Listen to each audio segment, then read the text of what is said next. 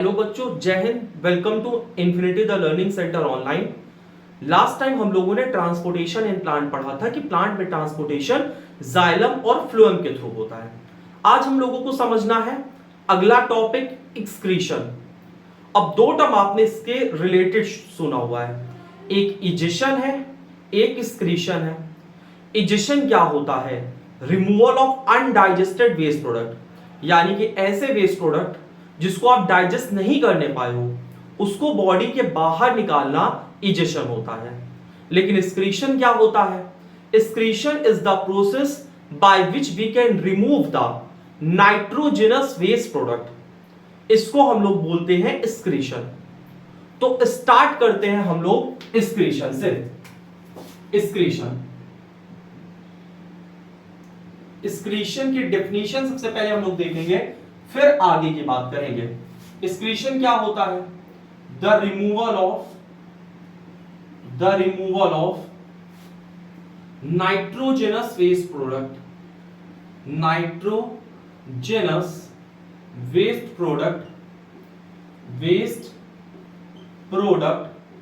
From our body is called excretion। तो excretion होता क्या है? The removal of nitrogenous waste product from our body. जो भी नाइट्रोजनस वेस्ट प्रोडक्ट है उसको अपनी बॉडी से बाहर रिमूव कर देना, यही क्या कहलाता है? excretion कहलाता है। अब थोड़ा सा हम लोग ये समझेंगे कि नाइट्रोजनस वेस्ट प्रोडक्ट है क्या और हम किस चीज के रिमूवल की बात कर रहे हैं। तो आपने एक चीज पढ़ा हुआ है कि हमको प्रोटीन की रिक्वायरमेंट होती है अपनी मसल बिल्डिंग के लिए, और प्रोटीन में नाइट्रोजन की रिक्वायरमेंट होती है प्रोटीन को बनाने के लिए।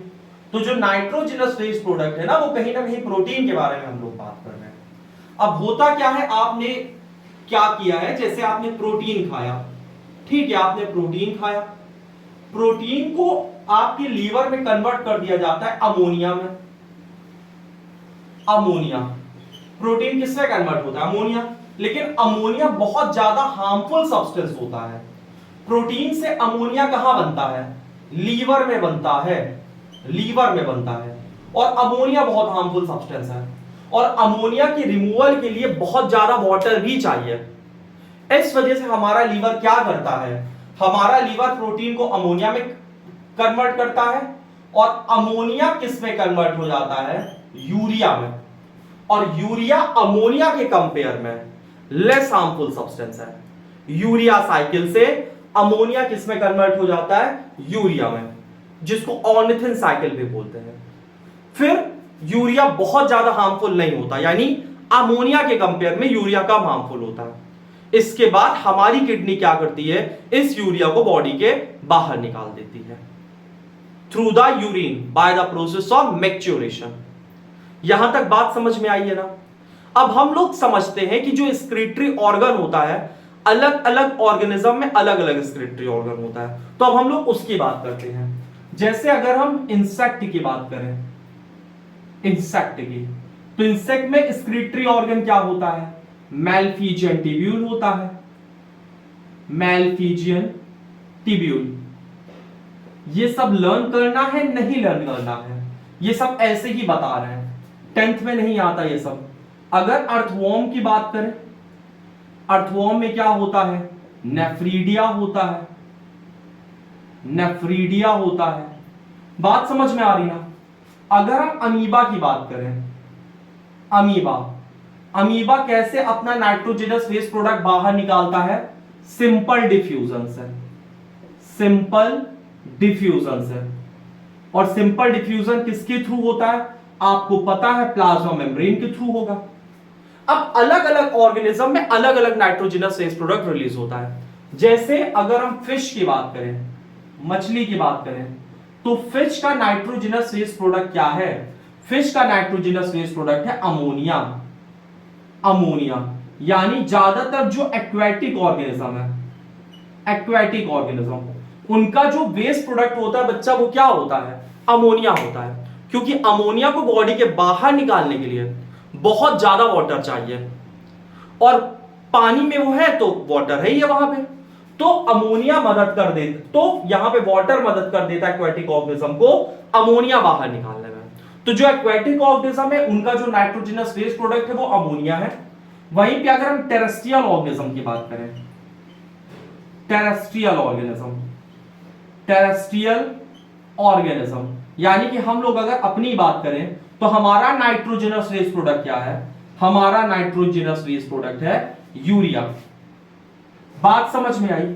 जबकि जो डेजर्ट एनिमल है, डेजर्ट एनिमल, इनका नाइट्रोजनस वेस्ट प्रोडक्ट क्या है, यूरिक एसिड है।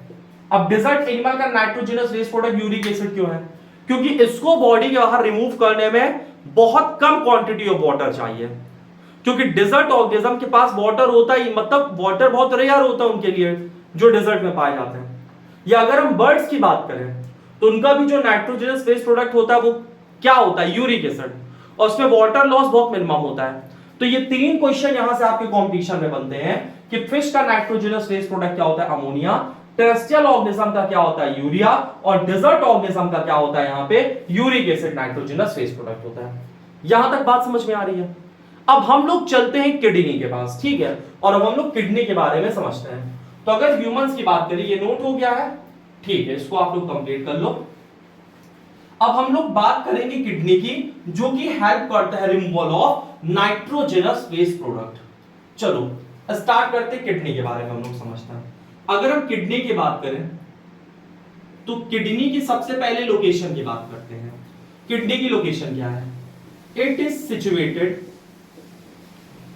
Situated on lower side of abdomen. Kidney कहां सिचुएटेड होती है, lower side of abdomen. Lower side of abdomen कहां होता है, आपके बैक पे, ठीक है, पीछे साइड पे होती है किडनी। इसके बाद किडनी कैसा ऑर्गन है, kidney is a excretory organ. Kidney is excretory organ, kidney excretory organ है, यानी कि जो भी नाइट्रोजनस वेस्ट प्रोडक्ट होता है वो सब हम लोग किससे रिमूव करते हैं, किडनी से रिमूव करते हैं। किडनी में होता क्या है, तो आगे हम लोग समझेंगे किडनी के बारे में। किडनी कहां सिचुएटेड होती है, kidney situated on lower side of the abdomen. कहां सिचुएटेड होती है, लोअर साइड ऑफ एब्डोमेन में। और किडनी हमारा स्क्रीटरी ऑर्गन है। और हमारे स्क्रीटरी ऑर्गन में क्या क्या होता है, हमारे स्क्रीटरी ऑर्गन में क्या क्या होता है, तो अवर स्क्रीटरी ऑर्गन कंसिस्ट ऑफ हमारे स्क्रीटरी ऑर्गन में क्या क्या होता है, पेयर ऑफ किडनी, इसके साथ साथ क्या होता है, पेयर ऑफ यूरेटर। ध्यान से समझना हमारे स्क्रीटरी ऑर्गन में क्या क्या होता है, pair of kidney, pair of ureter, ठीक है। इसके साथ साथ यूरिनरी ब्लैडर और क्या होता है, यूरेथ्रा।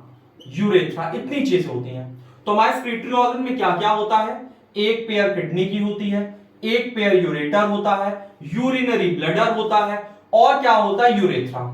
किडनी पेयर में है, यूरेटर पेयर में है, यूरिनरी ब्लैडर पेयर में नहीं है, और ना ही यूरेथ्रा पेयर में है। यूरिनरी ब्लैडर में क्या होता है, यूरिन स्टोर्ड होता है। यहां तक बात समझ में आ गई है ना। अब हम लोग आगे स्ट्रक्चर बनाएंगे किडनी का, और उसको सीखेंगे कि क्या क्या चीजें होती है हमारे स्क्रीटरी ऑर्गन में, और एक बार हम लोग इसका स्ट्रक्चर भी समझेंगे।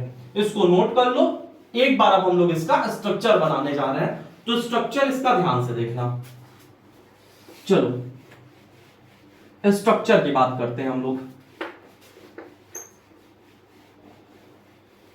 बोर्ड में देखो ध्यान से, स्ट्रक्चर इसका कैसे बनता है। सबसे पहले एक पेयर किडनी की यहां बना लेते हैं। Kidney is a bean shape organ, ठीक है, ये बीन शेप ऑर्गन है। इसके बाद और क्या क्या चीजें होती हैं, इसमें एओर्टा होता है, ये एओर्टा है, ठीक है, ये एओर्टा है। एओर्टा क्या होता है, मेन आर्टरी होती है, ये एओर्टा है, एओर्टा आपकी मेन आर्टरी हो गई। अब एओर्टा के साथ साथ और क्या होता है, वेना कावा होता है, ये वेना कावा है, ठीक है, ये वेना कावा है, यहां पे ये वेना कावा हो गया। तो ये क्या हो गया, एओर्टा, एओर्टा, ये क्या हो गया, वेना कावा, वेना कावा, ये क्या हो गया, किडनी, ये हो गई आपकी किडनी। अब ये किडनी कैसे कनेक्टेड होती है इससे ध्यान से देखो, ये मेन वीन है वेना कावा, तो किडनी इससे कनेक्टेड होती होगी, होती होगी क्या, होती है किडनी इससे कनेक्टेड, और इससे निकलता है रेनल वीन। बात समझ में आ रही ना, इससे यहां पे क्या निकलता है, इससे निकलता है रेनल वीन, रेनल वीन। और ऐसा नहीं कि ये सिर्फ यही किडनी से कनेक्टेड होगी, ये इधर भी कनेक्टेड है, ये ऐसे इधर भी कनेक्टेड है। बात समझ में आ रही ना, तो ये रेनल वीन दोनों साइड पे कनेक्टेड है। इसके बाद एओर्टा से क्या निकलता है, रेनल आर्टरी, तो यहां से ये निकला रेनल आर्टरी और यहां से ये निकला रेनल आर्टरी, तो यहां से क्या कनेक्टेड है, रेनल आर्टरी। रेनल आर्टरी किससे कनेक्टेड है, किडनी से कनेक्टेड है। और इस जगह से जहां से सब कनेक्टेड रहते हैं इसको बोलते हैं हाइलम, इसको क्या बोलते हैं, हाइलम बोलते हैं। इसके बाद इसी हाइलम से यहां से निकलता है यूरेटर, यहां से क्या निकला, यूरेटर, ये यहां से निकल गया यूरेटर। थोड़ी सी खिचड़ी पक गई लेकिन आपको समझ में आ गया होगा एक एक चीज। यूरेटर के बाद ये क्या होता है, यूरिनरी ब्लैडर, और ये नीचे होता है यूरेथ्रा। तो ये वाला पार्ट कौन सा है, यूरेटर, ये वाला पार्ट कौन सा है, urinary, urinary bladder, urinary bladder, और ये वाला पार्ट कौन सा है, यूरेथ्रा, यूरेथ्रा। यहां तक बात समझ में आई कि नहीं। सबसे पहले हमारे पास पेयर ऑफ किडनी है, ये एओर्टा है, ये आपकी वेना कावा है। एओर्टा से क्या निकलता है, मेन आर्टरी निकलती है जिसको रेनल आर्टरी बोलते हैं, तो यहां से रेनल आर्टरी दोनों साइड पे कनेक्टेड होती है। वेना कावा से क्या निकलता है, रेनल वीन निकलता है, और रेनल वीन भी यहां पे दोनों किडनी से कनेक्टेड होता है। और यहां इसको क्या बोलते हैं, हाइलम, ठीक है, हाइलम, जहां पे सारी चीजें होती हैं। इसके बाद यहां से निकलता है यूरेटर, ये यूरेटर हो गया। फिर यूरिनरी ब्लैडर में यूरिन स्टोर होता है, और यहां पे क्या है, यूरेथ्रा। और ये जो यूरिनरी ब्लैडर है इसके पास स्ट्रेच रिसेप्टर होता है, स्ट्रेच रिसेप्टर, और ये किसके कंट्रोल में होता है, हमारे नर्वस सिस्टम के कंट्रोल में होता है। तो जब ये भर जाता है तो स्ट्रेच रिसेप्टर क्या करता है, स्ट्रेच करता है, और मैसेज किसको भेजता है, ब्रेन को।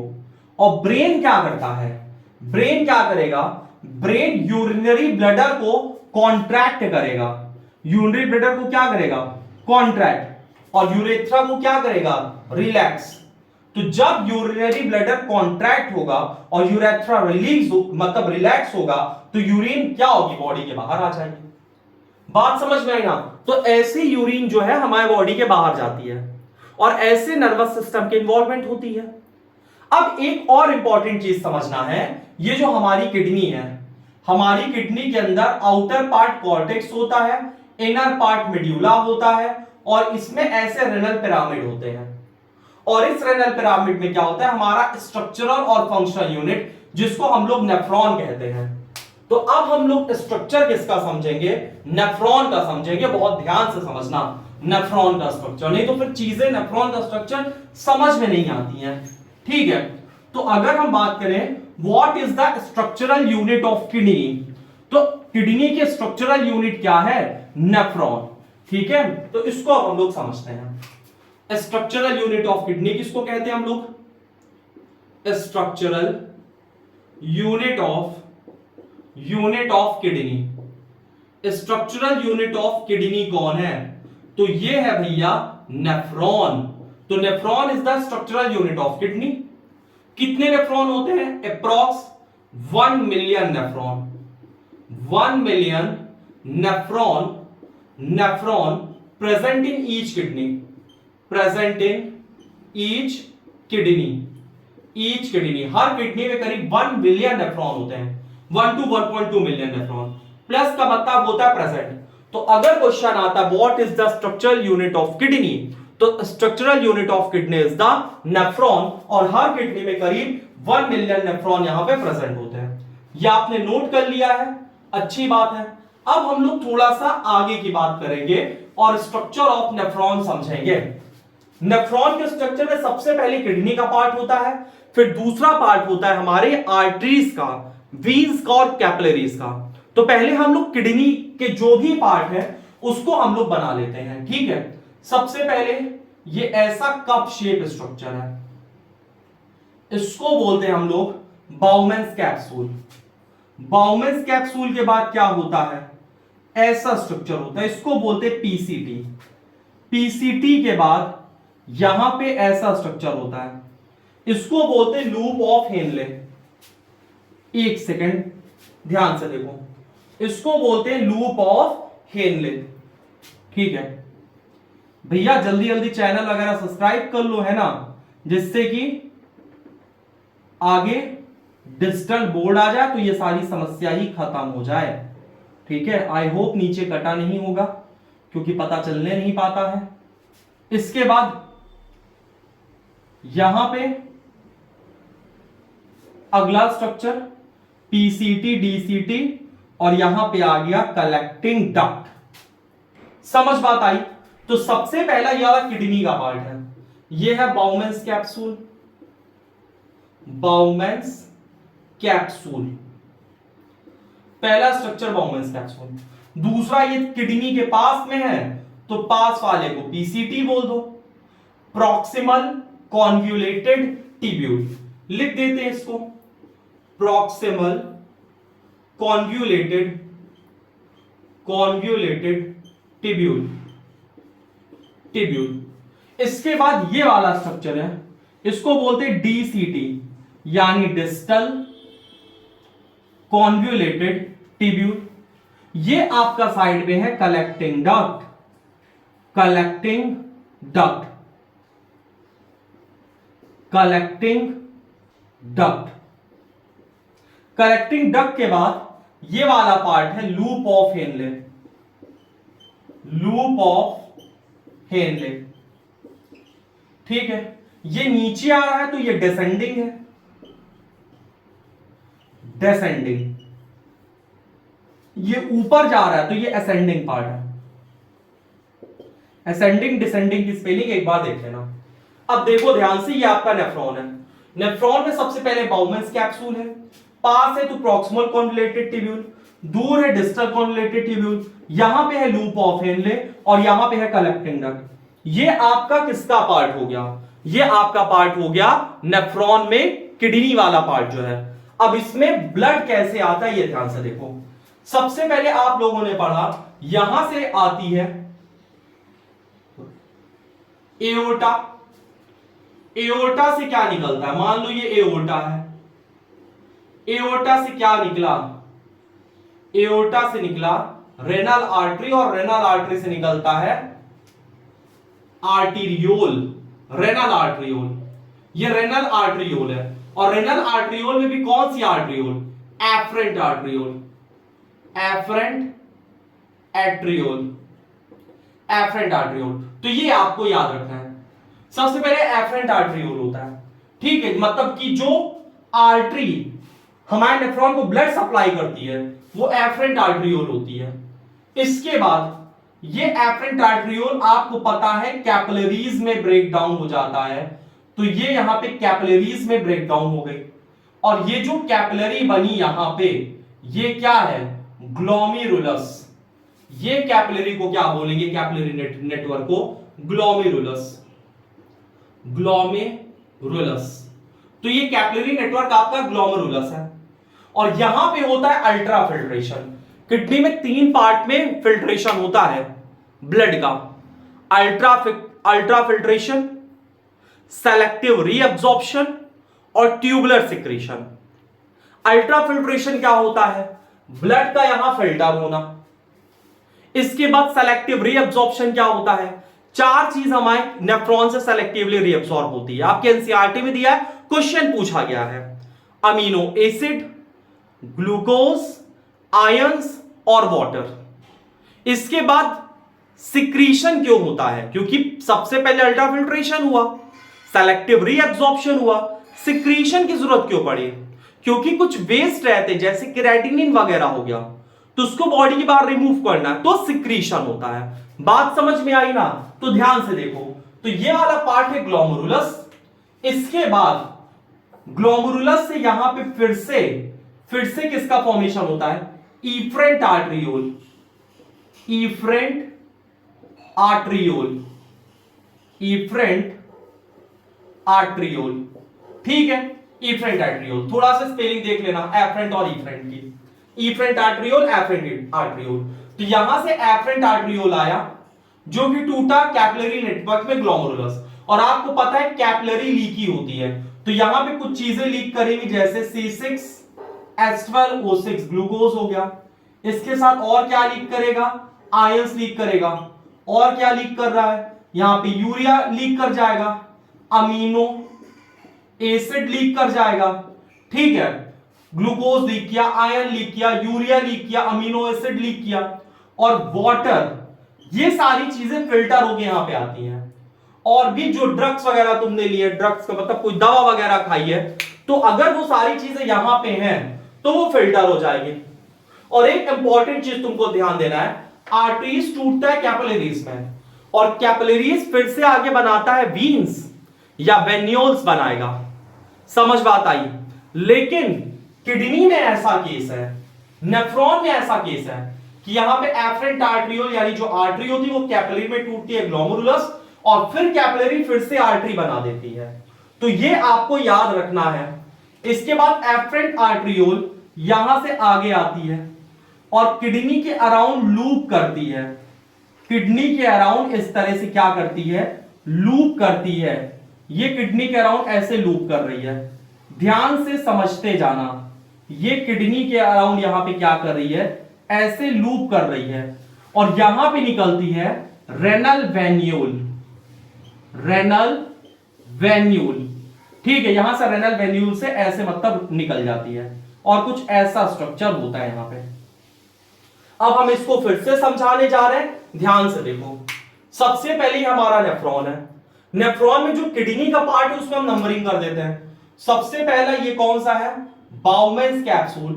दूसरा कौन सा है? Proximal convoluted tubule. तीसरा कौन सा है? Loop of Henle. चौथा कौन सा है? डिस्टल कॉन्वोल्यूटेड ट्यूब्यूल, ये चौथा पार्ट है। पांचवा पार्ट कौन सा है? Collecting duct. इसके बाद किडनी को supply I aorta, aorta main artery होती है, उससे निकला रेनल आर्टरी, रेनल आर्टरी से निकला एफरेंट आर्टरियोल, और एफरेंट आर्टरियोल ब्लड कैपिलरीज का पार्ट है। तो यहां पे हम स्टार बना दे रहे हैं एफरेंट आर्टरियोल। एफरेंट आर्टरियोल किसमें ब्रेक डाउन हुआ? ग्लोमेरुलस। यहां से अल्ट्रा फिल्ट्रेशन हुआ, glucose, ions, urea, amino acid और वाटर फिल्टर हुआ। लेकिन चार चीज यहां पे सेलेक्टिवली रीअब्सॉर्ब हो जाएगी, या आप कॉपी में लिख लो, हम बोल दे रहे हैं। सबसे पहला ग्लूकोज का सेलेक्टिव रीअब्सॉर्प्शन होता है, आयंस का सेलेक्टिव रीअब्सॉर्प्शन होता है, अमीनो एसिड का सेलेक्टिव रीअब्सॉर्प्शन होता है, और वाटर का सेलेक्टिव रीअब्सॉर्प्शन होता है। समझ बात आई? इन सारी चीजों का रीअब्सॉर्प्शन क्यों होता है? ग्लूकोज का क्यों होता है? लड़ाई पूरी ग्लूकोज की चल रही है, ग्लूकोज एनर्जी का सोर्स है। अगर ग्लूकोज आने लगा यूरिन में मतलब शुगर हो गया, और इसी तरह अमीनो एसिड, भाई साहब प्रोटीन बनता है अमीनो एसिड से, अमीनो एसिड से प्रोटीन बनता है, तो हमको अमीनो एसिड को भी सेलेक्टिवली रीअब्सॉर्ब करना है। तो चार चीजें हैं, glucose, ions, amino acid, water, selectively reabsorb. ठीक है ना? इसके बाद आगे क्या होता है? ठीक है, आगे क्या होता है? यहां पे ये चीजें बाउमेंस कैप्सूल से आती, मतलब प्रॉक्सिमल कॉन्वोल्यूटेड ट्यूब्यूल में सारी चीजें सेलेक्टिवली रीअब्सॉर्ब होती हैं। फिल्टर कहां होता है? Bowman's capsule. सेलेक्टिव रीअब्सॉर्प्शन कहां से होता है? Proximal convoluted tubule. इसके बाद ये चीजें नीचे आती धीरे धीरे डिसेंडिंग लिम्फ की तरफ, और डिसेंडिंग लिम्फ परमिएबल होता है वाटर से, तो और वाटर सेलेक्टिवली रीअब्सॉर्ब हो जाता है। असेंडिंग लिम्फ इम्परमिएबल होता है वाटर के लिए। इसके बाद यूरिन पहुंचता है कहां पे? डीसीटी में, तो थोड़ा बहुत यहां पे सिक्रीशन भी होता है। तो ultra filtration, selectively reabsorption PCT में, और सिक्रीशन कहां पे होता है, डीसीटी में। इसके बाद कलेक्टिंग डक्ट से ये जो यूरिन पहुंचता है वो रेनल पेल्विस में पहुंचता है, और फिर वहां से यूरेटर, और यूरेटर से यूरिनरी ब्लडर, और फिर वहां से बॉडी के बाहर। आई होप आपको ये नेफ्रॉन का स्ट्रक्चर बहुत प्रॉपर वे में समझ में आया होगा। क्लियर है ना? इसका स्क्रीनशॉट वगैरह ले लो। हालांकि स्क्रीनशॉट लेने से अच्छा बना लेते साथ साथ में, नहीं बना तो वीडियो बैक करके बना लो, क्योंकि ऐसे फिर मजा नहीं आएगी। क्लियर है ना यहां तक? बहुत अच्छी बात है। इसके बाद किडनी को रिमूव, किडनी से हम लोगों को जो यूरिन रिमूव करते हैं उसको बोलते हैं मैच्योरेशन। एक दिन में कितना लीटर फिल्टर होता है? ठीक है, तो करीब 180 लीटर। इसमें से करीब 99.9% सेलेक्टिवली रीअब्जॉर्प्शन हो जाता है, और 1 से 1.5 से 2% यूरिन हम लोग बॉडी के बाहर पर डे रिमूव करते हैं। और इसको रिमूव करने में हमारा यूरिनरी ब्लडर, जिसमें स्ट्रेच रिसेप्टर होता है, वो सब काम करता है। यहां तक आपको समझ में आ गया होगा, एनसीईआरटी उठा के पढ़ लेना। अब हम लोग अगला टॉपिक पढ़ेंगे, डायलिसिस। डायलिसिस क्यों करवाते हैं? मान लो किसी वजह से किसी को इन्फेक्शन हो गया या उसकी किडनी डैमेज हो गई, तो ये जो हार्मफुल वेस्ट प्रोडक्ट है जैसे यूरिया, ये हमारी बॉडी के लिए खतरनाक है, तो हमको इसको बॉडी के बाहर तो निकालना ही निकालना है। तो इसका सोल्यूशन क्या है? 2 सोल्यूशन है। सबसे पहला, एक तो तुम किसी डोनर से ले लो, किडनी ट्रांसप्लांट करवा लो। दूसरा इसका सोल्यूशन क्या है? दूसरा सोल्यूशन क्या है कि आप डायलिसिस करवाओ आर्टिफिशियल किडनी से। ठीक है ना? तो डायलिसिस इसका सोल्यूशन है। अब हम लोग समझते हैं आगे डायलिसिस। तो इसको समझते हैं, when the kidney get damaged, जब भी किडनी डैमेज होती है ड्यू टू इन्फेक्शन, और इन्फेक्शन की वजह से डैमेज होगी, या फिर किस वजह से डैमेज होगी? इंजरी की वजह से।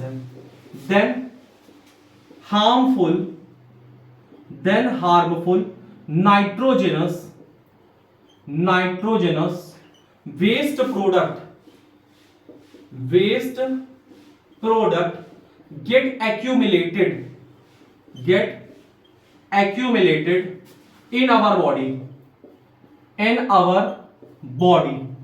देखो, जब हमारी किडनी डैमेज हो जाती है, किसी भी किडनी डैमेज हो जाती है, या इन्फेक्शन हो जाता है, या इंजरी हो जाती है किडनी में, तो हार्मफुल नाइट्रोजनस वेस्ट जो होता है वो एक्यूमुलेट होता है, इकट्ठा होता है हमारी बॉडी में। यहां तक कोई प्रॉब्लम तो नहीं है ना? इसके बाद these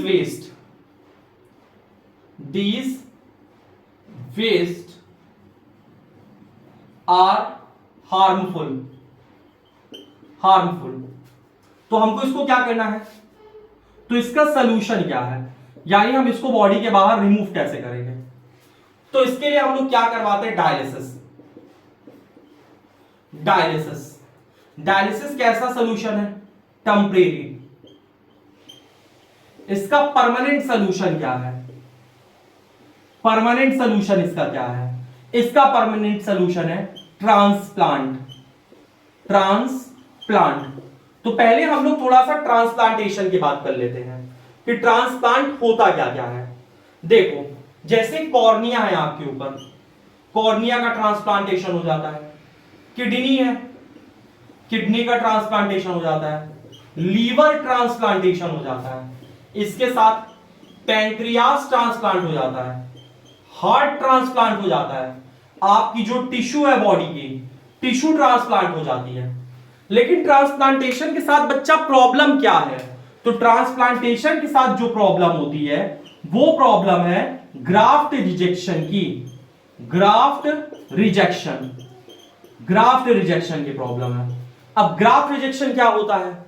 आप ऐसी किसी की किडनी नहीं लगा सकते हो। सबसे पहले किडनी मैच करनी चाहिए 70-80%, यानी कि ब्लड ग्रुप वगैरह मैच होता है, और भी काफी चीजें मैच की जाती हैं। तो हमेशा सारी चीजें मैच करके तब किडनी का ट्रांसप्लांटेशन होता है। और उसके बाद भी जो आपका इम्यूनिटी सिस्टम होता है वो उस किडनी को बाहरी पर्सन समझता है, कोई बाहर का समझता है, तो आपकी जो WBC होती है, जो लिम्फोसाइट्स होती हैं, वो उस पे जाके अटैक कर देती हैं, और जब उस पे जाके अटैक कर देती तो उसको फिर से उसके मतलब रिजेक्शन का चांस बहुत ज्यादा रहता है। रिजेक्शन मतलब फिर वो बॉडी ऑर्गन आपके बॉडी में किसी काम का नहीं रहेगा, जो ट्रांसप्लांटेड किडनी है। तो इसका सोल्यूशन भी निकाला गया है, कुछ इम्यूनो सप्रेसिव एजेंट दिए जाते हैं। समझ में आता है क्या दिया जाता है? ध्यान से देखो, पहली लाइन रफ कर रहे हैं, थोड़ा सा जगह की कमी है तो यहां भी इसको रफ करके बताते हैं। कुछ मेडिसिन दी जाती हैं। कैसी मेडिसिन? जैसे साइक्लोस्पोरिन है, साइक्लोस्पोरिन, ठीक है, साइक्लोस्पोरिन, साइक्लोस्पोरिन है। साइक्लोस्पोरिन क्या होता है? इम्यूनो सप्रेसिव एजेंट होता है। इम्यूनो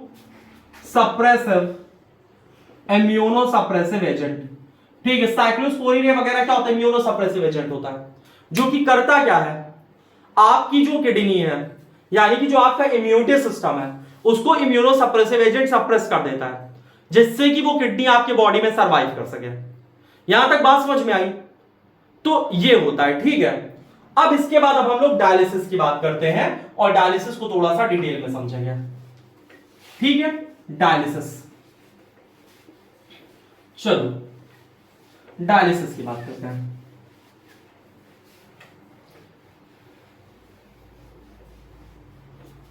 अगला टॉपिक है डायलिसिस। अब डायलिसिस में क्या होता है? डायलिसिस में क्या होता है, मान लो ये एक पर्सन है, इसको डायलिसिस करवानी है, इसकी भाई साहब की किडनी खराब हो चुकी है, ये किडनी इनकी खराब हो चुकी है, ये इनका यहां पे हाथ है, ठीक है। तो इनके बॉडी में यहां पे है आर्टरीज, यहां पे है वीन, ये क्या है? आर्टरी, ये क्या है? वीन, ठीक है। शायद रेडियल आर्टरी से ब्लड निकाला जाता है, ठीक है, रेडियल आर्टरी। एक बार सर्च कर लेना, बाकी हम नीचे उसमें टाइप कर देंगे तो उसमें भी देख लेना। श्योर है 90% की रेडियल आर्टरी है, क्योंकि ब्रैकियल आर्टरी से तो हम लोग क्या करते हैं, ब्लड प्रेशर नापते हैं, तो रेडियल आर्टरी से यहां पे क्या किया जाता है, ब्लड को बाहर निकाला जाता है। और यहां पे एक डायलाइजिंग मशीन होती है, ध्यान से देखो, डायलाइजिंग मशीन इस तरह की होती है, ये डायलाइजिंग मशीन है, बहुत प्रॉपर वे में समझना। डायलाइजिंग मशीन,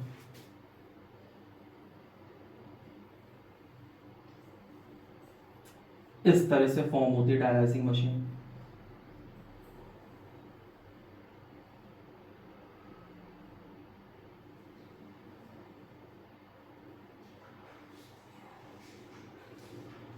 थोड़ा सा सब्र करो, डायलाइजिंग मशीन यहां फॉर्म हो रही है, ठीक है।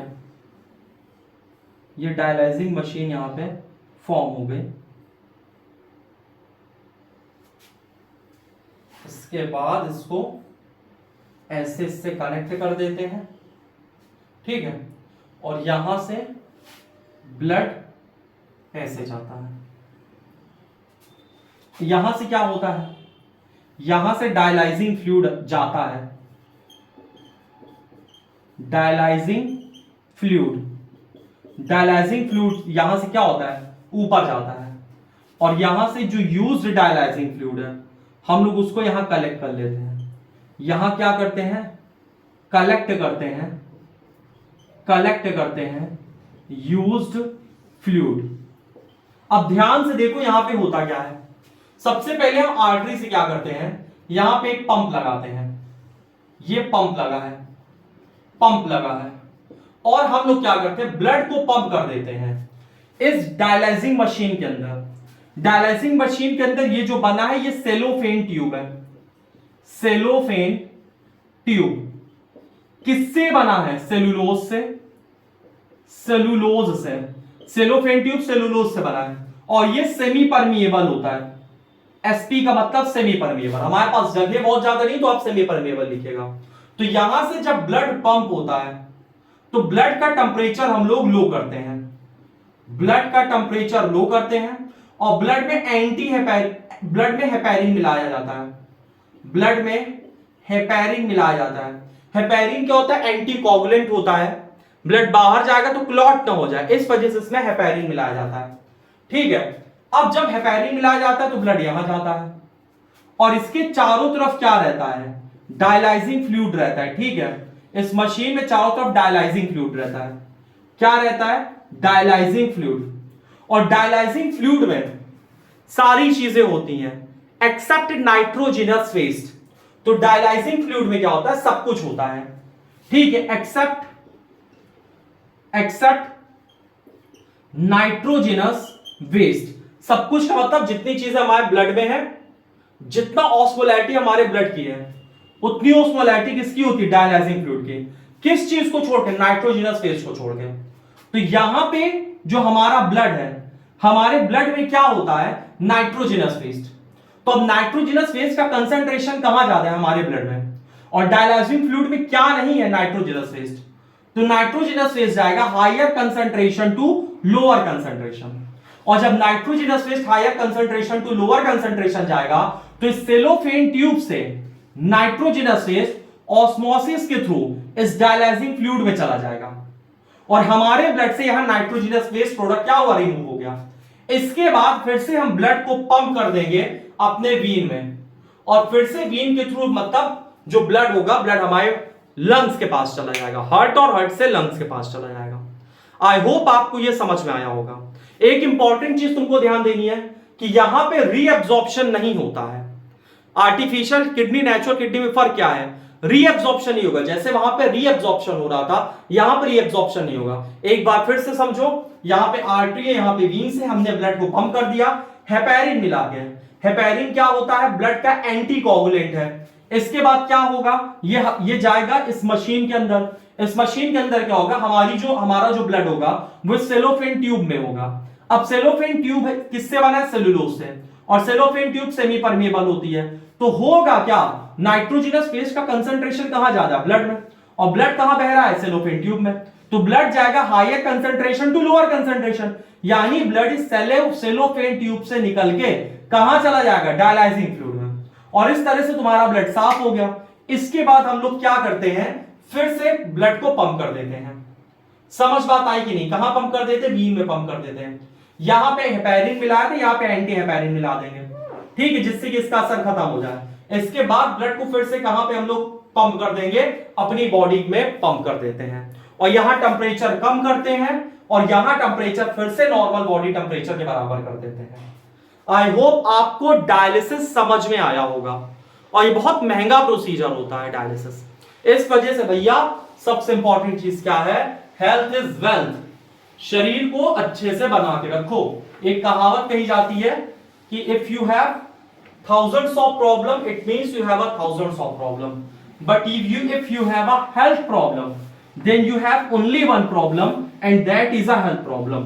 यानी कि अगर आपके पास 1000 प्रॉब्लम है तो आपके पास 1000 प्रॉब्लम है, लेकिन अगर आपके पास हजारों प्रॉब्लम है और अगर आपको हेल्थ की एक प्रॉब्लम हो गई तो अब सिर्फ आपको एक ही प्रॉब्लम रहेगी और वो प्रॉब्लम किसकी रहेगी? हेल्थ की रहेगी। तो भैया हेल्थ का बहुत अच्छे से ध्यान देना चाहिए। अब आगे ध्यान से समझो, अगला टॉपिक बताते हैं, transportation in plant. Transportation in plants. अब हम प्लांट से बच्चा ट्रांसपोर्टेशन की बात करते हैं। तो प्लांट में ट्रांसपोर्टेशन किस तरह से होता है और कैसे होता है, इसके बारे में हम लोग समझते हैं। तो प्लांट में ट्रांसपोर्टेशन नहीं, एक्सक्रीशन। अगला टॉपिक है एक्सक्रीशन इन प्लांट। तो प्लांट में एक्सक्रीशन क्या क्या होता है? ऑक्सीजन वेस्ट प्रोडक्ट है, रिमूव होता है। कार्बन डाइऑक्साइड भी वेस्ट प्रोडक्ट है, वाटर भी वेस्ट प्रोडक्ट है। तीनों कैसे वेस्ट प्रोडक्ट हो गया? ऑक्सीजन वेस्ट प्रोडक्ट कब है? रात में। कार्बन डाइऑक्साइड वेस्ट प्रोडक्ट कब है? देखो एक सेकेंड, ऑक्सीजन आपका वेस्ट प्रोडक्ट है, कार्बन डाइऑक्साइड वेस्ट प्रोडक्ट है। तो बच्चा हम लोग समझेंगे एक्सक्रीशन इन प्लांट को। तो एक्सक्रीशन इन प्लांट में ऑक्सीजन की बात करेंगे, कार्बन डाइऑक्साइड की और वाटर की। ऑक्सीजन आपका वेस्ट प्रोडक्ट कब होता है? ऑक्सीजन वेस्ट प्रोडक्ट होता है दिन के टाइम पे, क्योंकि प्लांट फोटोसिंथेसिस करता है, एक्स्ट्रा ऑक्सीजन रिलीज होती है। कार्बन डाइऑक्साइड वेस्ट प्रोडक्ट कब होता है?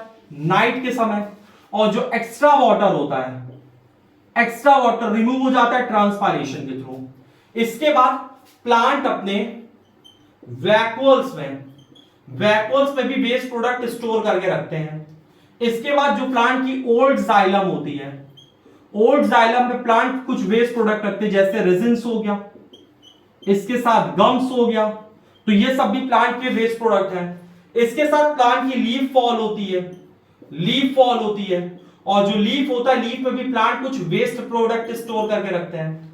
इसके साथ प्लांट कुछ अपने वेस्ट प्रोडक्ट कहां रिमूव करते हैं? सॉइल में।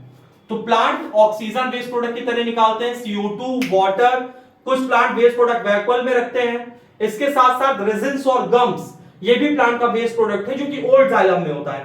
पत्तियां फॉल हो जाती हैं, क्योंकि पत्तियों में भी कुछ वेस्ट प्रोडक्ट होता है। और जो मिट्टी होती है, प्लांट मिट्टी में भी अपना वेस्ट प्रोडक्ट क्या करते हैं? रिलीज करते हैं। आई होप आपको यहां तक भैया क्लास समझ में आई होगी। अगर समझ में आई है तो लाइक करो, कमेंट करो, शेयर करो, सब्सक्राइब करो। मिलते हैं नेक्स्ट चैप्टर में नेक्स्ट क्लास के साथ। तब तक के लिए जय हिंद।